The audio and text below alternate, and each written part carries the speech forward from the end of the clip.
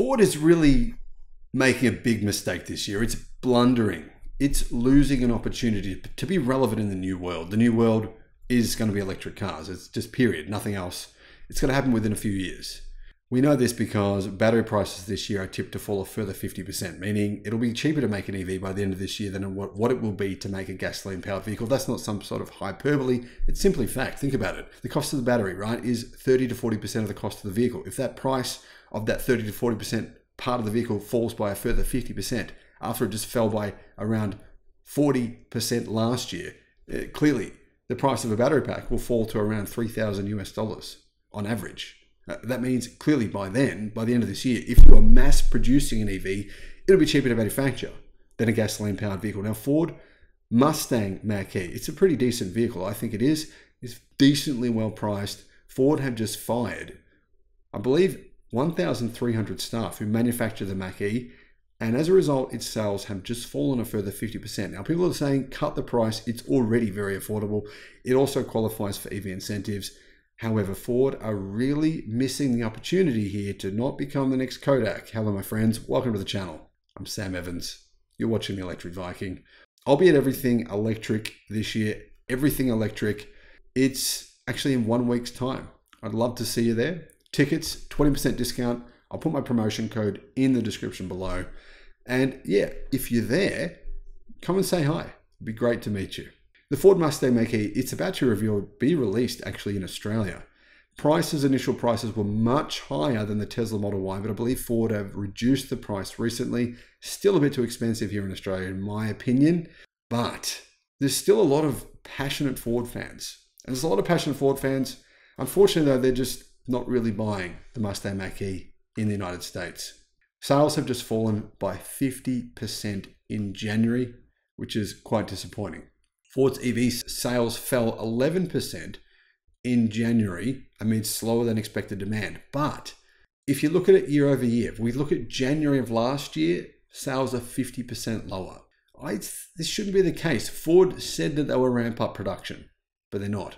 Ford sold 4,674 electric vehicles in January. So what's that? About 1,150 per week. That's pretty disappointing. Ford's hybrids and internal combustion vehicle sales were up 42.7% for hybrids and 2.6% for internal combustion. Now, one of the reasons I've heard in the US for Ford Mustang Mach-E sales being disappointing is quality problems.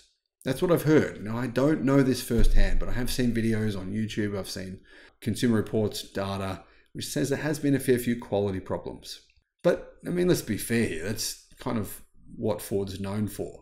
I mean, they pay more on warranty costs than any other car company in the world, and they have done so now, I believe, for the last 9 years in a row. Mustang Mach-E sales fell 51%, 50.7% to be exact, to 1,295 from 2,626 last year. Sales of Ford's electric pickup, the F150 Lightning, were nearly flat. So those sales I just reported on before, those were Ford's EV sales, 4,674. I mean, Ford's only selling about 1,100 EVs per week in America, a car market of 16 million vehicle sales per year. This is just really, really pathetic. It's pathetic. I mean, it doesn't make sense. Anyway, this comes after Ford have announced cutting F150 Lightning production, a country of people who love trucks. This is quite disappointing. According to Ford, 1,400 employees would be impacted at the Rouge EV plant. Many of them have been fired. Apparently, some of them have been put into different places in Ford, like building more engines, apparently.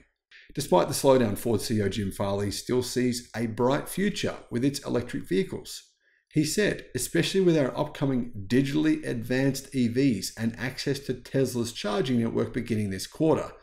Ford's Jim Farley is doing a lot of, he's probably selling a lot of Tesla vehicles for Tesla by making some of these repeated comments, but it is good to see. And it's true, Ford have just said they're going to give you a free NACS adapter so you can use Tesla Supercharger network with your EV. So that's kind of a promotion bonus Ford are doing at the moment. So Ford's hoping that by expanding charging access, its next-gen EVs will sell better. And apparently, as well as that, their new EVs will include a full-size electric pickup and a 3-row SUV, and they'll have better charging and they'll be more affordable, and that will increase demand for Ford's vehicles. Now, a lot of people speculate and they say that if Ford were to reduce the price of the Mustang Mach-E, they'd sell more of them. Do you think that's the case? I'm not convinced that's true, but what are your thoughts? Do you agree with that? Thanks for watching.